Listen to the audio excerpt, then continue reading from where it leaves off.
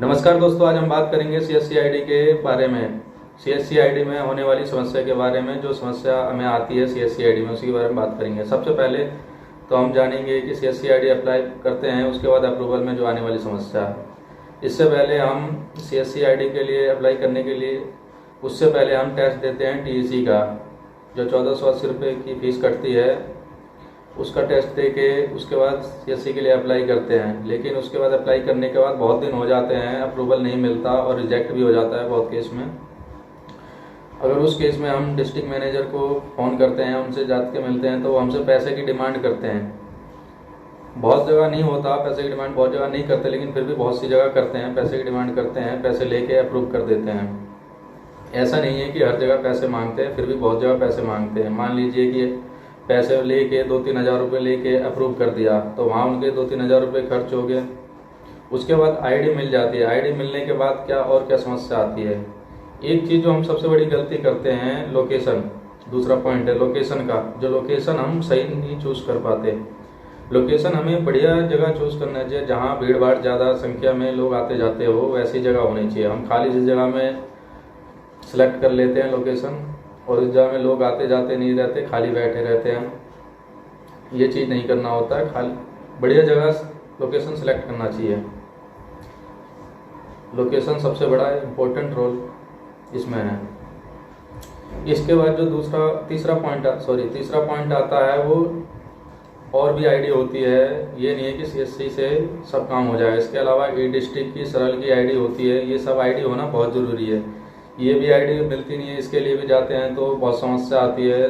जल्दी कोई अप्लाई नहीं होती, कोई साइट नहीं चलती, वो अप्रूव नहीं करते। बहुत सी साइट नहीं चलती, जिस कारण हम अप्लाई नहीं कर पाते।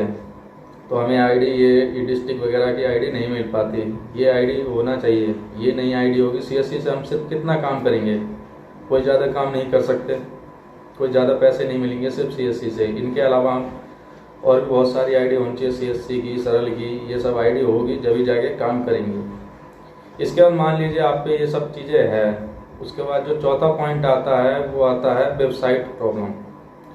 सरकार की जो वेबसाइट है, बहुत सारी चीज़ें हैं, बहुत सी वेबसाइट है जो कि चलती नहीं है। मान लीजिए आपका कस्टमर बहुत दूर से आया है, बहुत देर तक बैठा है आपके पास, आपसे काम करवाने आया, लेकिन वेबसाइट चल नहीं रही, उसका टाइम खराब हो रहा है, उसका काम भी नहीं हुआ। क्या वो दोबारा आपके पास आएगा?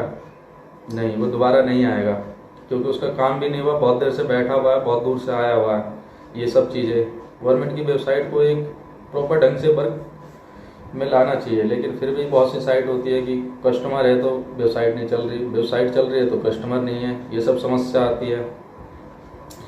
यही से बहुत सारी समस्या है, जिस कारण से लोगों का उतना कमाई नहीं हो पाती। पहले के टाइम में सीएससी का कुछ और ही काम था, अब कुछ और ही बिल्कुल कम हो गया, बिल्कुल ना के बराबर हो गया है। बिल्कुल भी नहीं है जो सीएससी का काम खोल के। मान लीजिए आप उतना नहीं कमा सकते जितना आप सोचते हैं कि सीएससी से हम इतना कमा लेंगे, उतना नहीं कमा सकते आप। बहुत कम जो है कि आप कमा सकते हैं। इससे आप समझ गए होंगे कि सीएससी से मिलने वाली सर्विसेज का इतना कोई फ़ायदा नहीं है। फिर भी अगर आपको कोई समस्या हो तो कमेंट बॉक्स में टाइप करें, नीचे लिख के टाइप करें, वहाँ मैं आपको ज़रूर रिस्पॉन्स करूँगा। इस वीडियो में यहीं तक, मिलते हैं अगली वीडियो में।